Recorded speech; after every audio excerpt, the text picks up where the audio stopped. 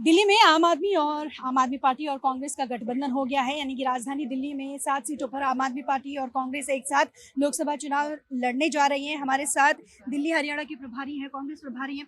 Sir, Delhi में 4-3 के फॉर्मूले पर रजामंदी हुई है। क्या समीकरण है, किन समीकरणों के ये आधार जो पर? है दिल्ली में 4-3 की समझौती हुई है, हरियाणा में 9-1 की समझौती हुई है। पूरे देश में जो है हर जगह पे समझौती हो गई है। और जो इंडिया अलायंस के जो महत्वपूर्ण पार्टनर है, हमारे लोगों के बीच जो समझौता हुआ है, मैं आपको इतना ही कह सकता हूँ कि we will sweep the elections. Bharatiya Janata party दोनों जगह पे जीरो पे आ जाएगी। सर, इसका जो इम्पैक्ट है, जैसे अगर हम गुजरात की बात करें तो वहाँ पर 2 सीटों को आम आदमी पार्टी को दिया जा रहा है। इसके साथ ही जो अहमद पटेल की बेटी है, उन्होंने आपत्ति जताई है कि कांग्रेस का गढ़ है वो भरूच सीट, ऐसे में वो सीट आपको दिया जाना कितना उचित है? देखिए, हमारे सीनियर लीडरों की कमेटी ने ये डिसीजन किया है, सभी पहलुओं को नज़र में रखते हुए किया है। और सभी जो है वहाँ के स्थानीय लीडर और कार्य वर्करों की भावनाओं को समझते हुए किया है। तो इसके पर मैं और कोई जो है आपको मेरे कोई ऑब्जर्वेशन नहीं देना चाहूँगा। जहाँ तक सवाल है, मैं मुमताज़ पटेल जी का, फैज़ल पटेल जी का, अहमद पटेल के बच्चे हैं। और अहमद भाई हमारे बहुत ही बड़े सीनियर लीडर रहे हैं, 50 साल तक इन्होंने पार्टी की सेवा की है। और ये इनके बच्चे हैं। हो सकते हैं उनके खुद के कुछ एस्पिरेशंस हो, मगर I know that they will follow the footstep of their father और पार्टी के बड़े प्रतिबद्ध सैनिक बनते हुए क्या क्या मुद्दे रहेंगे समर्थन सर? कर। मुद्दे ये देश के सामने आज जो है बेरोजगारी है, महंगाई है, किसानों के एमएसपी का है, वर्करों के, श्रमिकों के शोषण का है।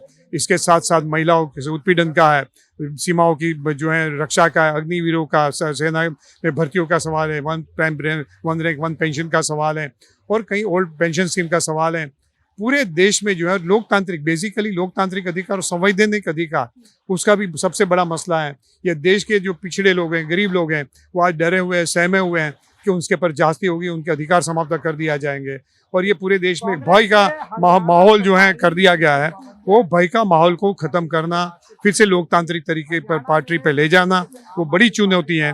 और ये जो है आपसे मैं आपके जरिए, आपके माध्यम से मैं कहना चाहूँगा कि ये पूरे देश में पूरा एक बदलाव का वातावरण लोगों के मन में बन गया है कि बदलाव लाना है।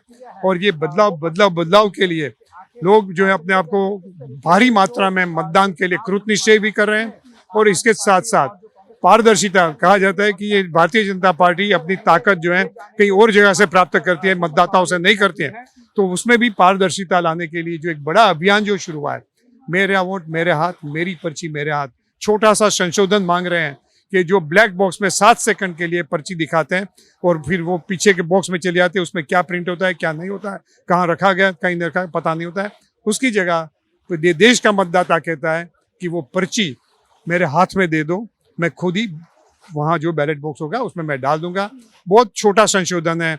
और मैं समझ रहा हूँ कि देश के लोगों की भावनाओं की कदर करते हुए इलेक्शन कमीशन और सुप्रीम कोर्ट इसका जरूर से सम्मान कर देंगे। दिल्ली हरियाणा के कांग्रेस प्रभारी, जिनका साफ तौर पर कहना है कि कई सारे मुद्दों को लेकर कांग्रेस जो है राजधानी दिल्ली में चुनाव लड़ने जा रही है लोकसभा का, और 3-4 का फॉर्मूला, 3 सीटें कांग्रेस को मिली हैं और 4 सीटें आम आदमी के पास हैं। कैमरामैन विनोद चौधरी के साथ नीतू गौरकिला, नवोदय टाइम्स, पंजाब केसरी।